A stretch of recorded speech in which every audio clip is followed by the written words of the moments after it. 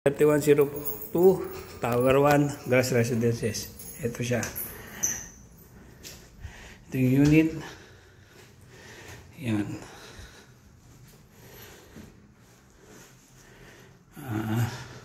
Meron siyang aircon, meron siyang laundry area, merong aparador facing the pool. Then ito siya, TV, merong mini ref. Yan. May mga plato rin. Oops, ito yung CR. Meron na rin bidet. Merong yun. Oops.